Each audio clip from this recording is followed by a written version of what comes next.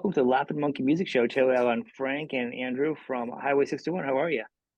Hey, we're doing great. Thanks for having us. I'm glad I could have you guys. I came across your album, and actually, I wasn't even aware that Frank was in it, and you guys. Uh, I don't know even how it came into my feed, like iTunes or something. And I'm always digging through and checking recommendations. So it was a nice treat. I mean, ironically, saying earlier, I have a lot of music I've heard of Frank that I didn't like. Always pops in there. He's in so many bands. I Yeah, you never he's know like where it's going to show up. he's like the Kevin Bacon of like rock and roll, or like the 8 Degrees. So pleasantly surprised once again. And but the band's great. You want to start off talking about like the formation of this band itself, like the it's like a anyone? Yeah, I mean, when Go for it.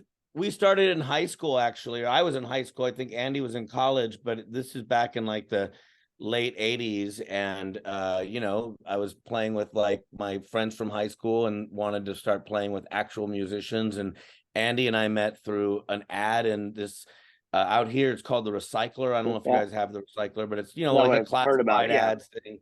A lot of musicians meet through that. And the original band we formed essentially became Highway 61 over many gigs and many years. And so we had did a few years as Highway 61, made a lot of demos and stuff, but never got a record deal. And by the early 90s it broke up, but we stayed friends. I went on to do my own music career, and then pretty recently we reunited and made this new album, Driving South, which is mainly the best of the old material, but a brand new song on it called Black Magic. And Andy, you can take it from there, but that's sort of the history of how we got here. Yeah, well, basically, we had not played together for many years, but we stayed friends, and occasionally we'd get together and play, but not very often. And a couple years ago, I asked Frank to help me out with the song that I was working on, and it came together really nicely. And that turned out to be Black Magic, which is the new song on the new album. And it came out really nicely. So we decided to get the rest of the guys together and that's record cool. the best of the old stuff and this new song that we got. So you guys had pretty much the same sound early on, or is it just a revamped as you've been musicians so much longer now? You know, Yeah, we didn't really change this or have to update the songs very much. We kind of always had a sound. We were all, we were really into classic rock. So it's sort of Tom Petty meets Rolling Stones, maybe a little Black Crowes, Faces, that kind of sort of classic bluesy rock stuff. We were all big Stevie Ray Vaughan fans. And so all that stuff is kind of what Highway 61 always sounded like. And I think, if anything, we were pleasantly surprised, when we went back to the old material and started, because we wrote a lot of material. There were a few obvious choices as to what would make the record, but we were like, I don't know, let's listen to it all again. Maybe some songs that we didn't think were as strong will suddenly seem strong, or vice versa. Some songs that sounded great back in the day were like, nah. And that was the case. But in general, I didn't really find that we had to like update any of them. Like the lyrics were all pretty strong. The arrangements were real tight. We did a lot of work. We have all these rehearsal tapes that we sort of unearthed recently, and you can look at the dates, and it's like we would rehearse 3 times a week and do 3 gigs a week, like for weeks and weeks and months, and we were playing and constantly going up the coast and doing these like biker festivals and blues festivals. And we definitely put in the work to become a good band. So it's when we picked it back up 33 years later, it wasn't like we had to go like, oh, a lot of this material needs, right. there's some nuggets, that was all strong material. It was just a matter of like, well, what's going to make for a good, album, like a 10-song album. We've still got plenty of songs, and we've written a lot of new songs. So, I think we've always been lucky in that way. Songwriting was never really our issue. I think our biggest issue back in the early 90s was the goofy frilly shirts that we wore. If you look and our hair, you look back at the pictures back then, it's like, holy mackerel, what we were wearing. But it was the 90s. Everyone wanted to be everyone wore flowing, billowy shirts and then super tight pants and Yeah, cowboy it's good. boots or I, whatever. It oh, was ridiculous. my thought was like for all you guys when you're playing out. I mean, 30 years later, you may do one thing and be like, you know what? I've been playing for 30 years now. You know, you made your skill levels changed, obviously. Oh, So for sure. when you play a riff, you're like, you know what? I couldn't do this. I was kind of like, I couldn't do a bar chord, like whatever, that's an easy example or something like, but so you kind of embellish it differently. So when you reapproach the songs, you're like, oh, now I can do this better. Like, we're all way better players for sure. I mean, right. Mike Knutson, our drummer, he never stopped playing. He plays in tons of bands. I never stopped playing. I play in tons of bands. Right. Andy took a break from playing like in a band, but was continuing to write music and stuff. And Russell our bass player, plays in multiple bands. He's just a working musician playing in cover bands and stuff. So, I mean, for the most part, like, I definitely think like if at least for my part, I sing better now. If I listen back to my vocals then, I was trying to be really sort of flashy with my vocal runs a lot. And now I just kind of sing from the heart. And, I'd say I'm certainly better guitar player, but I don't know that it changed for me at least, I don't know about you, Andy, but it didn't really change my approach to how I played them. It was just now that if I get to a solo spot, I think I do a better solo. But, it's been 33 years. I would hope so, Didn't change my approach a whole lot either. I think the biggest thing is that we just sort of have the songs sound, the new recordings to me just sound a little more mature, a little more depth. It's not that we changed a lot. I think there's just some little subtle things about the way we play as more mature players that just makes the whole thing sound a little tighter. And of course, the keyboards are great. So, well, the album's solid. I mean, it sounds like a road worn band, like you guys have been around for a long time. And not we were road worn. It was just that our road worn was 33 years ago. Well, I'm saying, but it sounds great though. I wouldn't have known that by listening to it. It sounds like you've been a touring band for a couple of years, like under the fingernails type of rock. We had 2 rehearsals before the record, Frank? Yeah, we had 2 nights of rehearsals, but again, this is material that we're shattering my illusions. Well, no, I mean, but again, I actually think you're right because like I said, like we weren't just a band that like, did some gigs. I mean, we're a band that put in a ton of work and a ton of work in the details and the sound. And, it's like riding a bike, like you don't lose that. So, I mean, when it's more like we would have probably made this record if we'd gotten signed back in the day, and it might not have sounded as good or been as sort of mature sounding as it is now because we're older and we can bring more to the table. Or choose to bring less to the table because we're mature enough to not have to be so over the top all the time like you would in the early 90s or whatever. But at the same time, like the material was coming from a band that spent 3-4 years grinding on the road and playing with blues bands and playing with hair metal bands and, really having to compete and cut our teeth. I mean, that's kind of, after that, I started this band, the Streetwalkin Cheetahs, that went on to have a similar work ethic in terms of just playing and have sort of, like you just show up to cut the heads off of everyone else there. Like, I don't care if they're your friends or not, but you go to kill every night. And that's sort of the philosophy that I think like we developed in Highway 61, because we would get our asses handed to us nightly for a long time. Like we were playing with really good bands like BB Chung King and the Buddha Heads and, Burning Tree and the Javelinas and all these like killer smoking bands that were older and tighter and better than we were. So I feel like the first 2 years of the band was us just getting our fucking asses handed to us. And then we kind of figured out how to be a good band and how to compete with these guys. And by the end, before we broke up, the band was a wrecking machine and we were a killer, but we couldn't get a record deal. The time grunge was happening and, a band like us just didn't make sense and we were never a huge band. So it just, but like the quality of like, we got to the point where musically we were really, really good. And so the material you're hearing is the stuff that we were kind of left off with, where we were like, well, this is the best we got. And finally no one signed us and, everyone started fighting and because we'd all been together for years and shit would, the way bands break up, especially when you're young. But the material had been like finally tuned from years and years of this arc of the band. We were opening up for Huey Lewis and the News at like the Kern County Fair at one point. You know what I mean? Like that's the kind of band we were though, where it was like, we were opening up for big hit bands and going and opening up for, blues bands and going up and, playing biker festivals when I was like 22 years old. I'd never ridden a motorcycle in my life and I was playing in front of like 800 bikers hardcore. Like you better not drop the ball, you know what I mean? Because they will literally slice your throat. So like we kind of came up the hard way in all that regard. And I think what you're hearing from the record is all of that finally coming through, because now we're the actual musicians that can like deliver on all that. Whereas before we were kids, man, we didn't know what we were doing. Well, the album, like I said, the album it does sound like it's road worn, and it's obviously the production feels very live, which is great because it puts it back in the time of this. It feels like a '70s album, which I love. It feels like I've been doing a lot of it lately because I feel like I've been really gravitating towards it because it never goes old for me, you know. We definitely cut it live. Yeah. We cut the whole thing live in a studio with this great producer named Paul Rossler, who plays keyboards all over it. That was, I think, I mean, I've done records where like it's all done on my computer, and I don't mean like that I'm playing it, meaning like I'm having musicians send me parts, like I do a demo and then start replacing it with other musicians and sort of build a record that way. And you can do it that way, but that didn't seem logical for Highway 61, or certainly not on that record.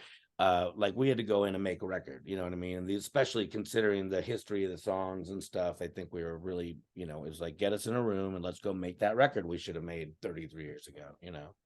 And, you know, and I think the band has just always had a strong musical connection. And it just felt like we just fell right back into it. I mean, it felt really easy playing with these guys again after all this time. It was amazing how easily it all fell into place, I thought. So, what made the change now to do this album? Like, just because the technology's changed and you don't really need anybody, you can kind of do it yourself. Everything's really changed now.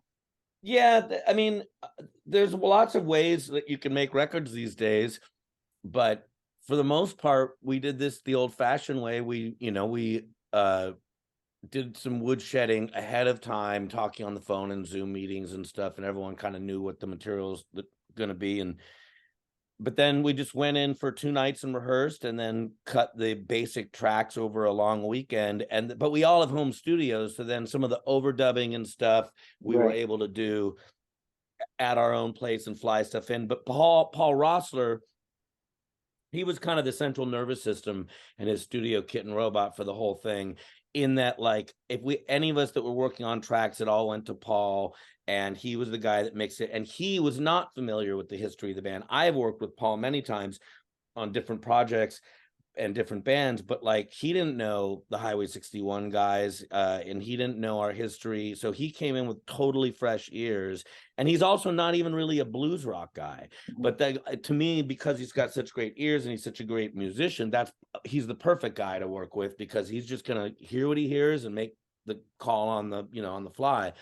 And I think we all found he was the perfect guy for it, and we all really liked him. He was so great to work with. He really made everything feel so easy.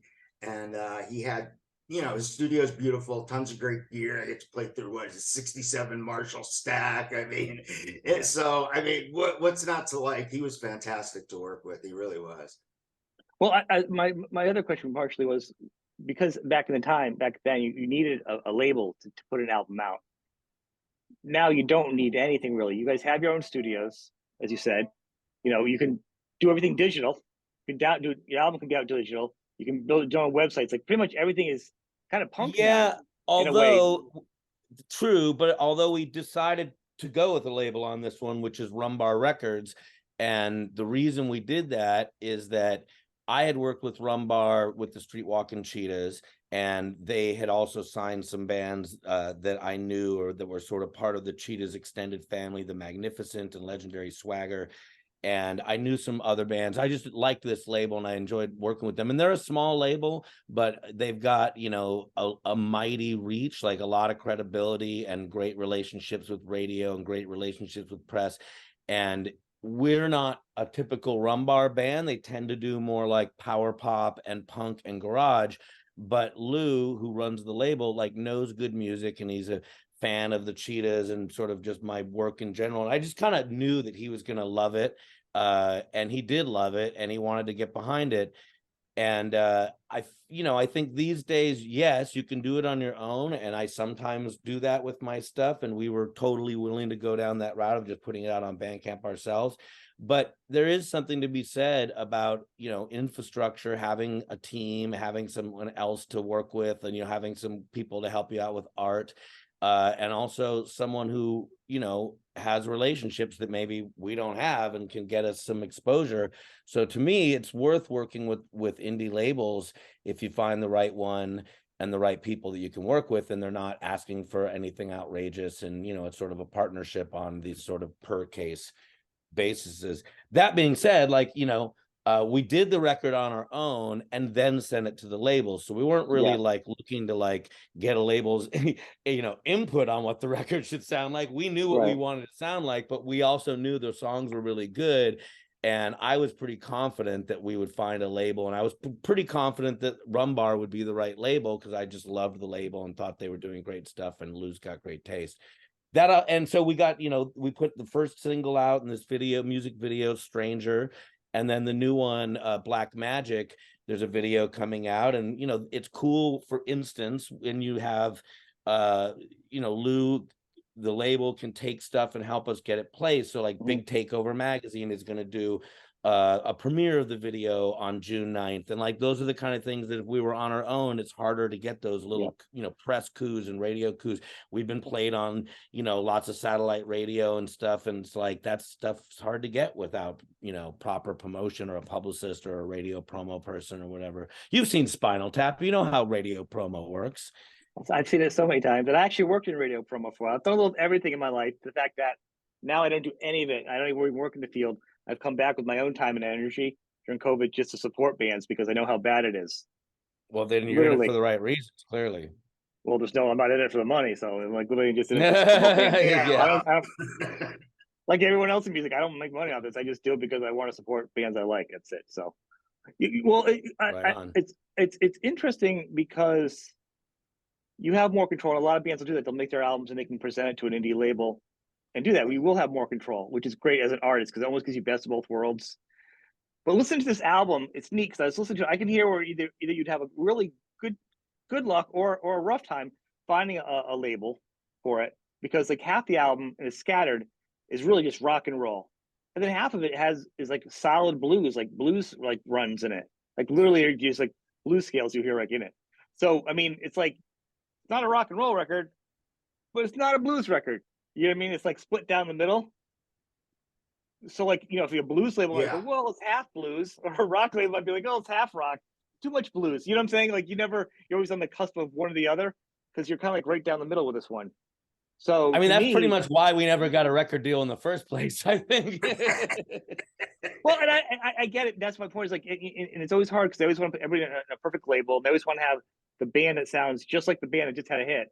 Exactly, is really what the labels really always wanted. To me, it's always a home run to have different sounds. You know what I mean? I just, I love an album where every song's different. I just, listen to another album just like that. Every song's different. And this album, it's like two different styles of music and like just meshed together.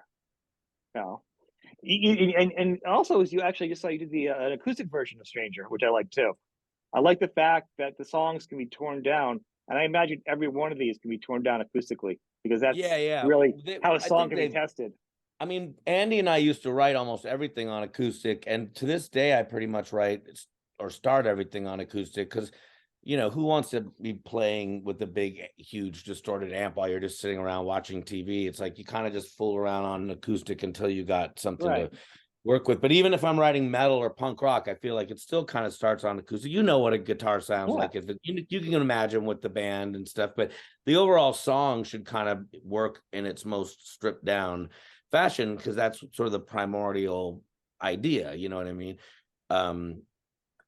But yeah, I mean, I don't know, you're right. I mean, we're a rock and roll band. We're a bluesy rock and roll band. I think these days with bands like Rival Sons and Gary Clark Jr., I think people kind of understand that you can be a little blues and a little rock. Oh yeah, I think it's definitely back now, in a good way.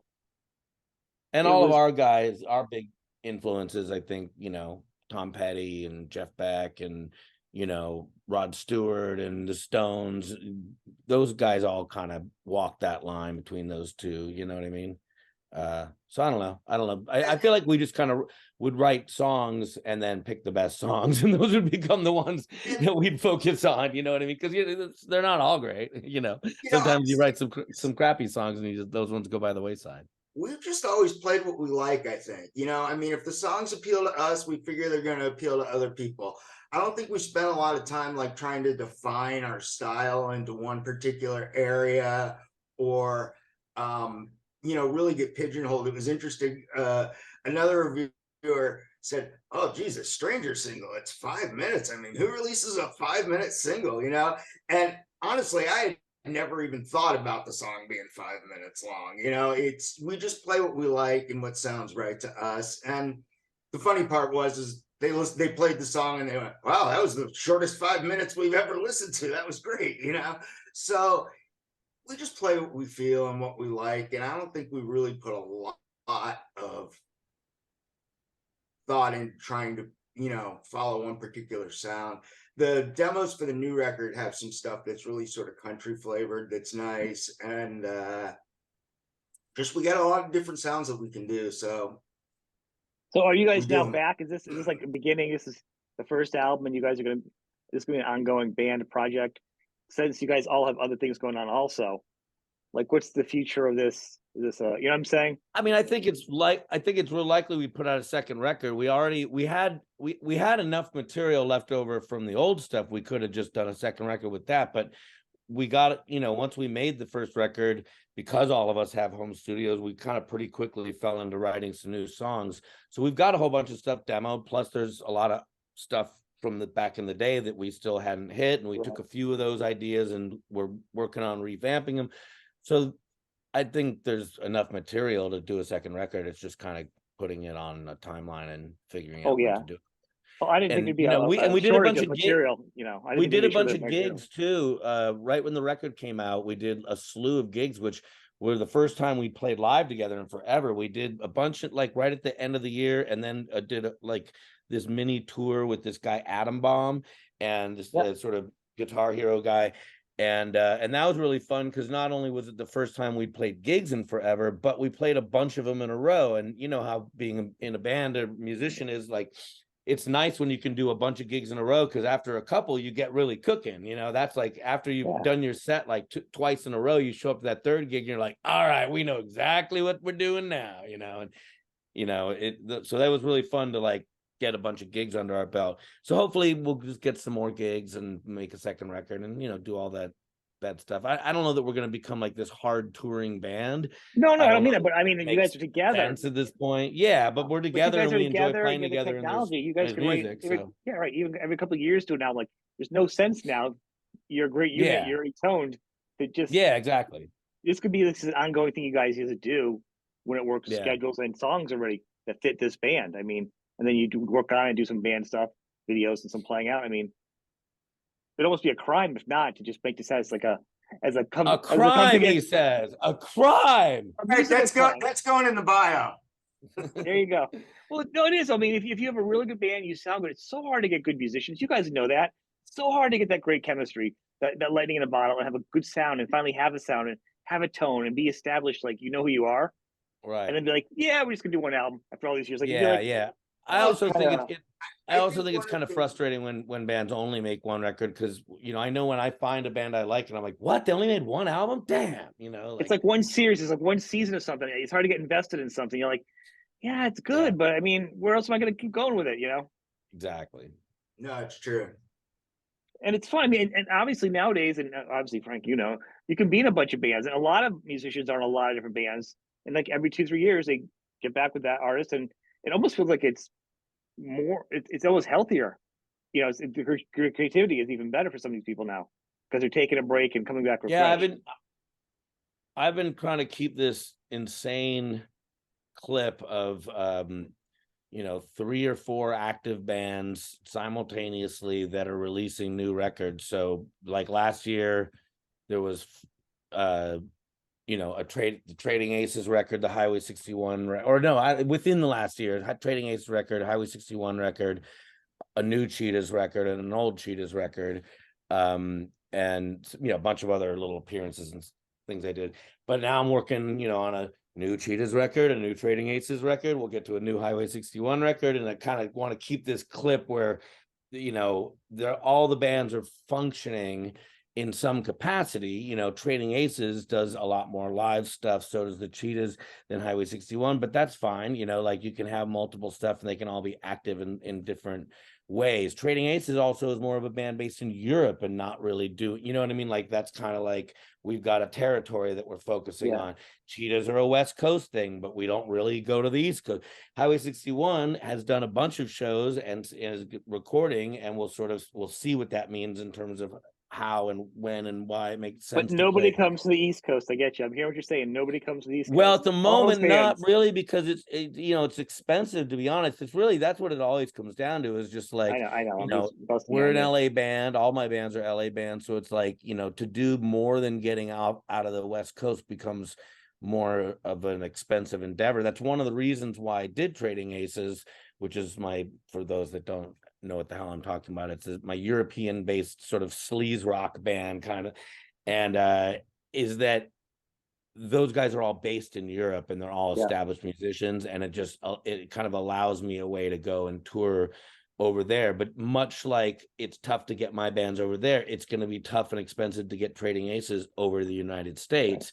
So that's why I kind of just have these different projects, and each one kind of has its own focus and its own, like, you know, designs as far as I do get that.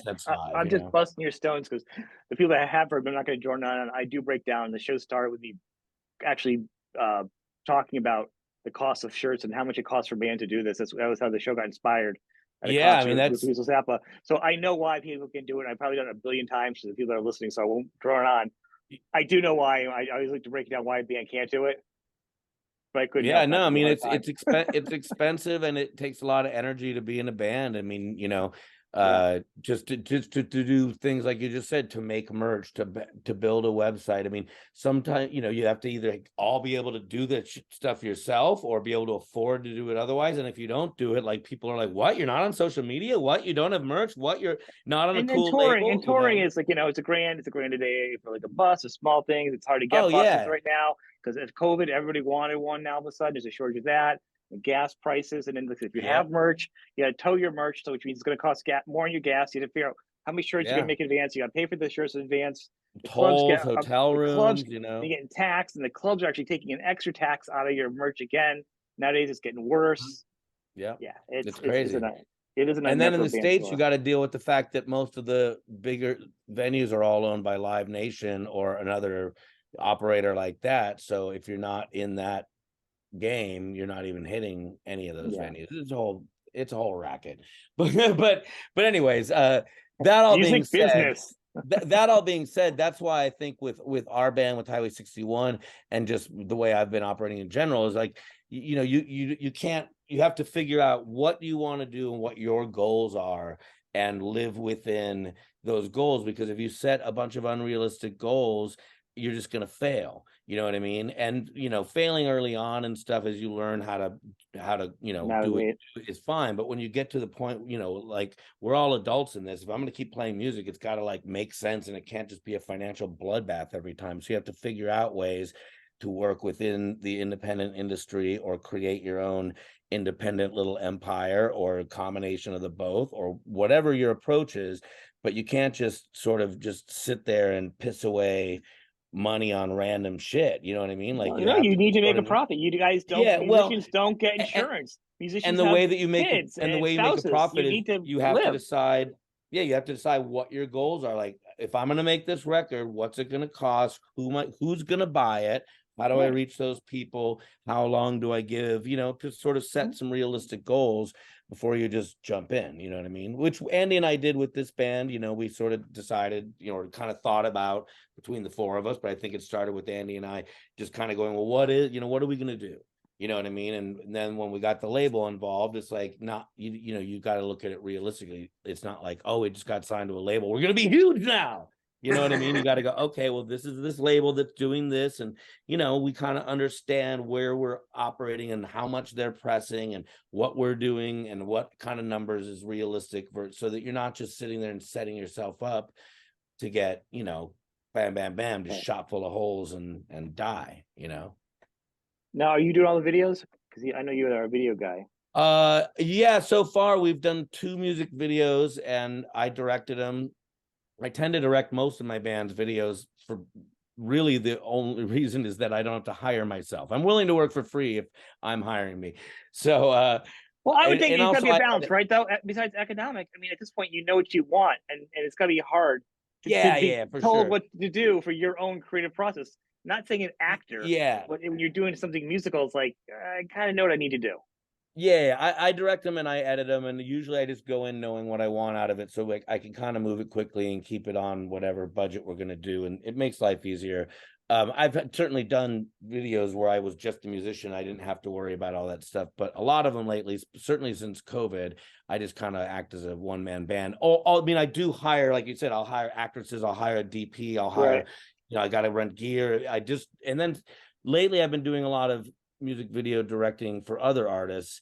Like I just did 2 videos for the Dwarves, and with that I had to get a special effects person and a prop master and rent out a club and pay some insurance and just do all the things you have to do to make a real music video, but they had the budget for all that stuff. So it's like, and then what I do away from all this is direct for much more corporate gigs. So it's like, if I'm given $250,000 to go make a big corporate spot, then that's the gig we're going to do. But if I've got $2,000 to make a music video or $200, then that's what I'll work with. You know what I mean? But I'd rather, it's more fun to work with $250,000. There's no doubt about that. But I would imagine it would be.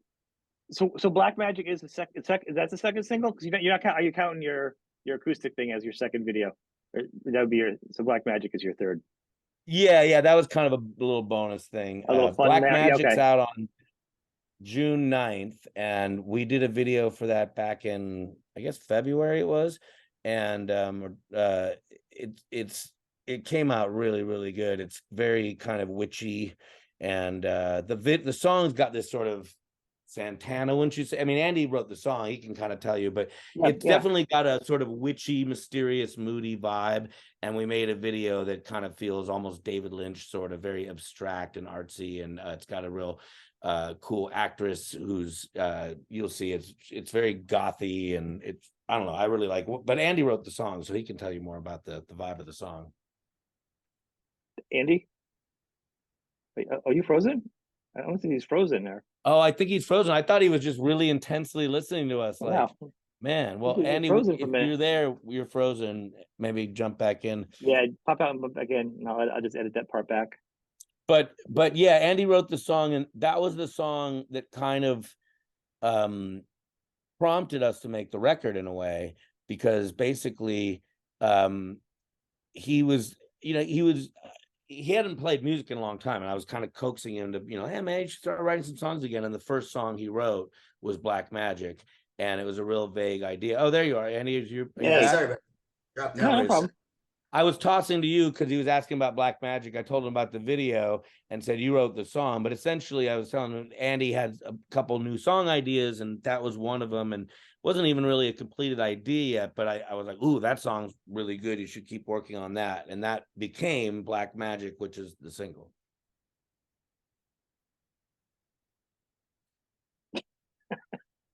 Are you there, Andy? I think he just froze again. Oh my God. And there you go. There you go. Jesus. It's so funny. Anyways, so yeah, Black Magic. Black Magic. So yeah, so I was working on Black Magic. We started talking about it. Frank said, that's the song, finish that song. I finished the song. We got together, we did the demo, came out really nice, and then we got the other guys involved. So that's the short story. Well, it's cool. It makes a lot of sense, and it's kind of cool because it's the song that kind of put you guys back together again too. Yeah, so and that becomes a single. It's kind of cool. I think part of it too is because once we decided that we wanted to do this one song and the other guys were down for it, Russell, our bass player, lives in Louisiana, so suddenly he was buying a plane ticket, and I think it was almost like, if Russell's gonna fly all the way down here, maybe we should do more than one song. And then it was like, well, what would we record? And that kind of prompted us to start listening back to the old demos and stuff, and was like, oh, well, clearly this one, and then that became 10, 11 songs, whatever the final track listing is. And we just kind of picked the best of this stuff. But some of that was because, like, well, as long as everyone's going to be going, rehearsing and getting together, I mean, why just do one song, so. we ended up making a record, and it came out a lot more cohesive than you'd think, given those circumstances that we just explained. Well, and it does. It sounds like I said, to me, hearing it without knowing anything, I didn't even know you were on it. I just heard, it just like, wow, this is a really great band, which is kind of exciting and fun as a fan of music. So I'd have no preconceived notions of your past history or the band's past history or anything when I listen to it. It just sounds like a hardworking band that's been playing for a while. Well, that's great. That's the goal. Right. So, Yeah. I mean, and there's no timeline on music because the album was, I mean, how long ago was the album released? A couple months ago at this point? Yeah, March, sometime like mid-March, end of March, like April, a couple months ago, a few months ago. Well, it's hard because once COVID happened, time just kind of went out the window for me. Like, and it hasn't come back. Like, timelines for anything now. And it almost feels like for music, it's wide open, for releases. Yeah, I mean, a lot of bands these days are just doing singles and not even really doing albums. I don't know. I mean, I have no problem with putting out individual singles, but I think for me personally, I can't quite keep it to just one song. I've always got a bunch of songs, so albums always make sense to me as a format, because I feel like you can still release a single from an album and spend your time or your marketing campaign on one song. Right. But I always like the idea that there's a little body of work that maybe has some cohesiveness and has something to say. And of course you could pick the best songs out of there as the singles, but I think it's fun when you listen, if you like it, the one song, you go, oh, here's the other 9 songs or whatever from this little body of work, As a fan, I actually still do albums, but if I'm going to listen to an album online, I'll do like an iTunes, and singles are kind of pain in the butt because I like to organize them. It's not like an album. It's not going to stream there easily. You have a playlist, and next thing you know, I'm playing DJ and I'm making the, what I mean? And I don't like usually getting rid of songs. I like to keep it like the album. I like the order. The song order means something to me generally. As an artist, if you have an album, you'll see what's streaming. Kind of a throwback to when the radio stations would get 2 songs, and sometimes the B side would become the single all of a sudden. You hear some miraculous story where, some song on the B side became the big hit in somewhere, in Dakota or something, and that became the new single. As musicians now, what's going on with your songs. If you put an album out, what's streaming better than others. Yeah, for sure. And well, shit, if you go on Spotify, you go on YouTube, they just tell you right there. You see exactly how much you're streaming. But it makes it easy for you to say, well, I think I know what my next single's going to be. I don't have to do any market research. Yeah, true. It's interesting because we've had a couple songs like on YouTube. The song that's gotten the most play is Downtown Girl, which we haven't really pushed or released as a single, and it's gotten by far the most plays. Not sure why, but and recently Tim Livingston, Radio Warfare, picked up another one of our songs that's not a single, an album track, Breath Away, and that's been doing really well. It was on the top 75 in the indie charts, and it was number 1 on his chart. And but those are the things that we really kind of need to happen, I think. We need people to dig through the record and pull out other tracks, because you can push the singles, but there's a lot on there. Well, I think it's good. I think what's going to hit. And it's helpful. I mean, you really can't figure out, I don't care if it says like what's going to be big. Like sometimes there are artists that come on this show, like, because it's YouTube, but it's also a podcast on, Spotify and iTunes and everything else under the sun. And then people pick it up on Podbean and people re-put it out there. So I really have no idea. Like, it goes bigger. Sometimes an artist will look really small, like on the YouTube views, but on my podcast, it'll get like 10,000 streams, and I'll have like, a couple, small numbers. Looks like no one's watching it.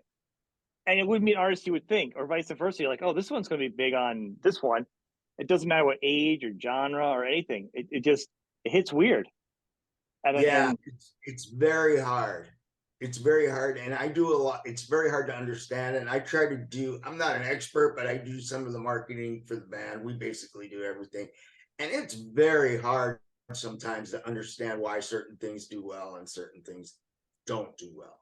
I don't understand. I just do stuff I like at this point. I was trying to figure it out to say, all right, so I guess maybe it's page based and this and that. And the more I look at the demos, the less I understand. I don't understand my audience. I don't understand anything. It just makes no. But I don't even understand my own kids. A lot of times it just doesn't make sense. You're like, oh, this is going to work for sure, and then it doesn't work at all. Yeah, I thought I had a few times. I'm like, oh, this will be this big here, and this one will be bigger here. This is the audience for this, and I was so wrong. now. Yeah. I just Yeah, put it's it up and I let it go. yeah, you kind of got to. You kind of got to throw it out there and hope for the best and let it do what it does. You know what I mean? Yeah. But the one thing, good thing, it's like, and I want to encourage, we'll have the people should go to your website. And not say just website, we should go to your to YouTube, subscribe to your YouTube channel. You need to get some traffic over there because you do have some videos over there. Looks like you have some demos. You have a few things over there. So we need to get some people over there. But it's good to be, they can stream you, to have all these different platforms because everyone listens to things differently, I mean, that's it. I just put it up there, and whatever fans of you guys or mixed or whatever comes across could be on all different platforms or might discover you. You know, Yeah. it's, it, Well, it, I think one of the things we didn't realize, and has been emphasized to us by Lou at Rumbar, is that the first place a lot of people go to listen to music now is YouTube. It's not yeah. where I necessarily go first, but they say a lot of people go to YouTube first now. So YouTube music streams are important, I guess, to get out there and get as many of them as you can. You could put your own stuff. You could put your own albums up there on YouTube, and because Yeah, I mean, you'll get money for it because you'll get paid for it. Maybe not off your channel, but the streams will get the copyright and the commercials will still come back to you another way. Yeah, well, it is on YouTube through CD Baby, which we released it through, and that I mean, put it version on your has put it that, on, I mean, put it but on we're your not channel. getting Each the ad song on revenue. your channel. I'm saying put it on your channel itself, one song at a time. Put the artwork up, do the song. A lot of people do it. A lot of artists are doing it themselves because it really Okay. helps. Because people are going to go to your site if the album's right there. You make a list. People are just going to stream right to the albums. It's the best way. Like a playlist. You make a playlist of your album on that site because it should all go there. It should all Yeah, congregate to the one site. we do have a playlist of the album on our YouTube page. So Is there? if anybody Okay, wants to hear it, they can check it out anytime. awesome. So, what Yeah. are the future plans as we do wrap this up? I want to say like what people are going to see coming out. We got the video coming up. Is there going to be any more videos over the course of the year? Maybe not planned right now. Some more playing out, some dates. Like, what's the future of people getting invested? But go ahead, Frank. I was just gonna say the single Black Magic single's out on June 9th, and Big Takeover magazine, their website, is gonna premiere the video. And the video is pretty elaborate, pretty wild, pretty hot. And then after that, we had talked about doing another video. It sort of remains to be seen what that would be. But like Andy said, Downtown Girls seems to, for whatever reason, get more hits than all the rest of the songs combined. So I would think maybe that would be a wise choice. And then we just launched a website, Highway 61 LA, that's kind of got like all the places you can find the video and the music and the social. That will be the link underneath the show and the podcast. So when people we're on Instagram and Facebook, same address, Highway 61 LA. But yeah, so just been kind of getting the stuff out there. I think it's fun, like, we did that acoustic thing. It'd be fun to do more sort of like different versions of the songs too, where it's I would be down for that. Yeah. Down, I like that kind of stuff. So, see what happens. That's awesome. I'd also love to do something with maybe another Rumbar artist combined with like someone like Kate Redgate or something like that. See if we could get her to do something with us, or someone from Rumbar. Maybe Luke can hook us up with someone. That would be fun. That would be really fun. So so as long as people know that it's not a one-off album. And as you said earlier, I think it would be really invest fun. in you guys as a band. You guys can be like one of their new favorite bands, and not just a one album thing. And be like, no, we've already got like, I don't know, 14 songs or something demoed for another record, and tons of older stuff. And I'm sure. I mean, writing has never been the issue. I write tons of songs. Andy writes songs. We've been collaborating on stuff. And Russell writes songs too. Yeah. Russell was sort of the shocker, because we knew he was a great singer and a great bass player, but as soon as we kind of lit the fuse, he started cranking out new material too, and he can sing as well as I can. I mean, he's got a totally different style voice, real smooth and more of a higher voice. It's a nice combination, my vibe and his vibe vocally. And he can easily sing lead vocals and carry a song, so it's a really nice bonus. And when he started hauling off a bunch of new songs, it was like, ooh, shit, Didn't expect Yeah, that. he wrote a few really nice songs. He Yeah. hadn't contributed any songs before, and he came up with a few really nice songs. So that was a nice bonus. For sure. Very cool. Excellent. Well, I want to thank you guys. This is awesome. I want to encourage people to check you out. This is, you know, I found you guys just, I don't know, just on iTunes. I don't know what I was listening to. It just kind of puts you into that little algorithm. That rabbit hole. Well, All thanks. right, man. good. As long as we're popping up on there, and hopefully people will hear us. But we appreciate you having us on. This was really fun, great conversation, and really appreciate it. Well, next album we'll come back again too. We'll revisit you guys. Right Thank on. you guys. Thanks, man. Thank you. Thank you. I really appreciate Thanks, it. John. Take care. Really nice. Take it easy, buddy.